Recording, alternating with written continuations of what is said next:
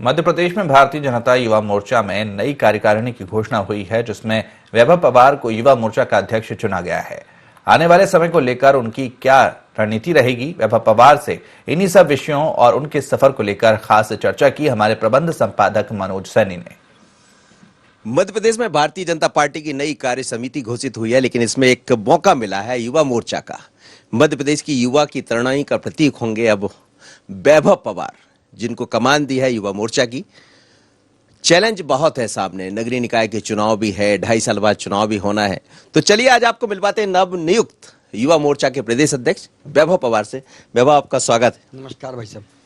क्या कहेंगे, कमान आपके हाथ में है युवाओं की, और लगातार एबीपी से लेकर और अभी तक आप काफी सक्रिय भी रहे, लेकिन आप दोहरी जिम्मेदारी है क्योंकि चैलेंज बड़ा है, युवाओं की उम्मीदें आपसे बड़ी है। मेरे जीवन का ये सबसे महत्वपूर्ण क्षण है जब मुझे ये जिम्मेदारी दी गई।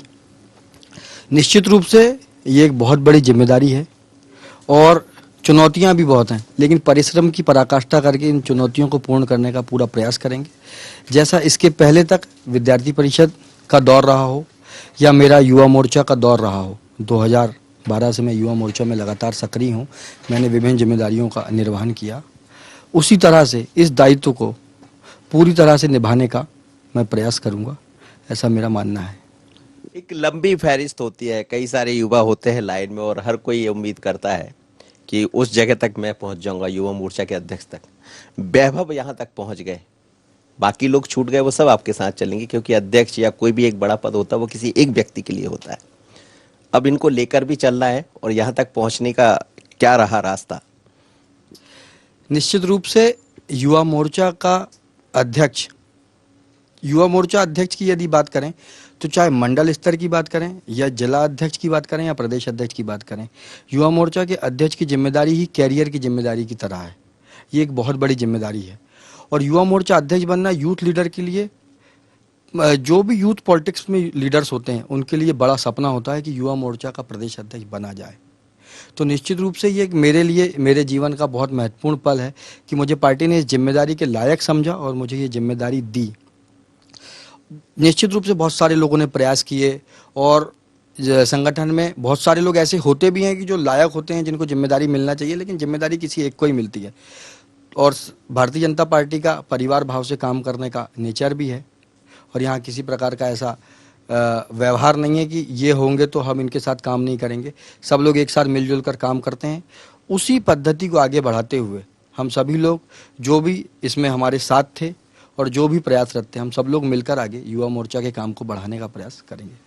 अभी जैसा मैं आपसे कह रहा था, दोहरी चुनौतियां आपके सामने होंगी। एक नगरीय निकाय के चुनाव आने वाले दिनों में दिखाई देंगे, और इस समय तो राम मंदिर से लेकर और हर जगह युवाओं की एक टोली निकल रही है, पहुंच रही है। पर युवा मोर्चा किस तरह से आगे बढ़ने वाला आपके नेतृत्व में? जैसे राम मंदिर निर्माण का जो विषय है, ये भारत के स्वाभिमान से जुड़ा विषय है।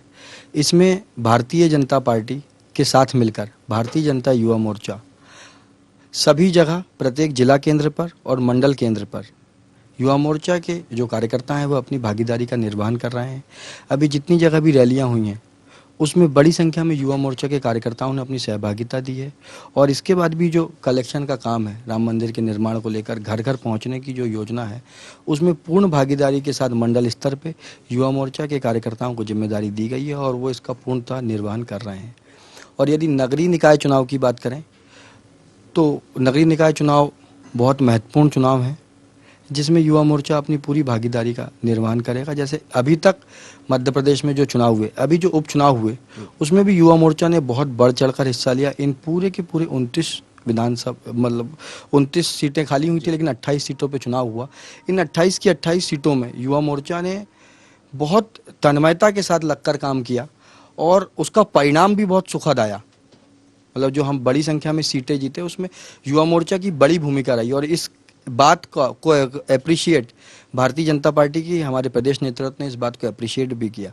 अलग अलग जगह जो परिणाम बदले, उन परिणामों में युवा मोर्चा की भूमिका दिखाई दी। ये जो आप सियासत में जुड़ गए, इस पद तक पहुंच गए, तो शुरुआत से छात्र राजनीति से ऐसा लगता था कि मैं राजनीति की तरफ ही जाऊंगा, या मन में कुछ और भी था? ऐसा कभी, मतलब मेरे जीवन में आज तक कुछ तय किया हुआ नहीं।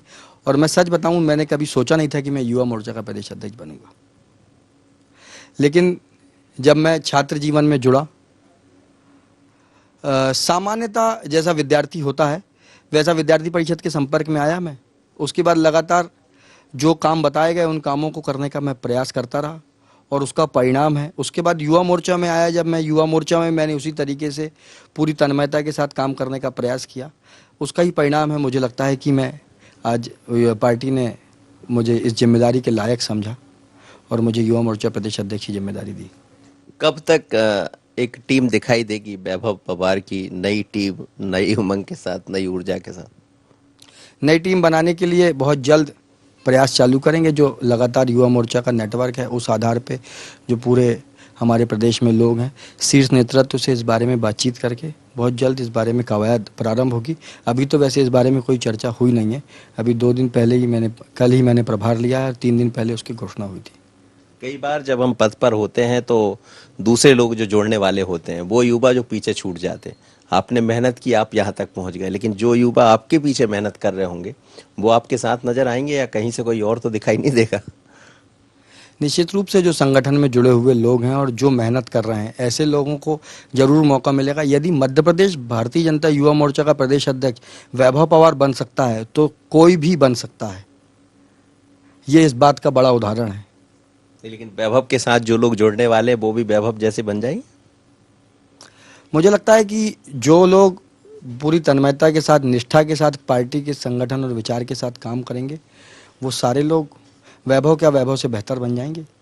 एक अंतिम सवाल आपसे मेरा है, सबसे बड़ा चैलेंज क्या देख रहे हैं एक युवा मोर्चा के अध्यक्ष होने के नाते? युवा मोर्चा के अध्यक्ष होने के नाते भारत की एक बड़ी आबादी अभी वर्तमान परिस्थितियों में युवा है।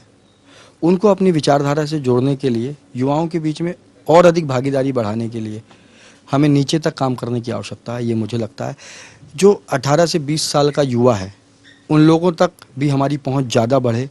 20 से 21 साल का युवा है, नई उम्र का जो नया युवा है, और ऐसा युवा जो इस 20वीं सदी में पैदा हुआ है, जिसका जन्म 2000 के बाद हुआ है, ऐसे युवाओं के बीच में हम भारतीय जनता युवा मोर्चा और भारतीय जनता पार्टी की विचारधारा को नीचे तक ले जाने का काम करेंगे।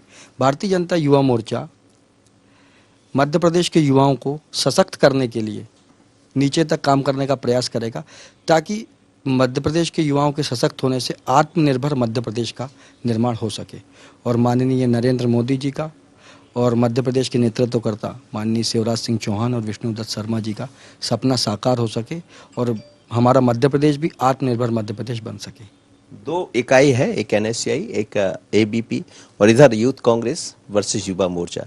यूथ कांग्रेस के अध्यक्ष भी बिल्कुल नए बने हैं और भारतीय जनता युवा मोर्चा के अध्यक्ष भी बिल्कुल नए बने। क्या दोनों में कुछ देख रहे हैं?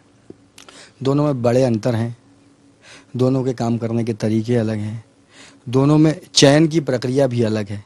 उन लोगों ने ऐसा जरूर कहा कि उनके यहाँ चुनाव की एक प्रक्रिया है और उस आधार पे आंतरिक लोकतंत्र है, लेकिन ऐसा कुछ दिखाई देता नहीं है। ऐसे बड़े उदाहरण हैं मध्य प्रदेश में 2 जगह के। सिवनी जिले का एक उदाहरण है, उमंग शर्मा एक युवा है जो भारतीय जनता पार्टी का कार्यकर्ता है, लेकिन वो कांग्रेस का पदाधिकारी बन गया इन चुनावों में। ऐसी परिस्थितियाँ जबलपुर में एक जगह हुई।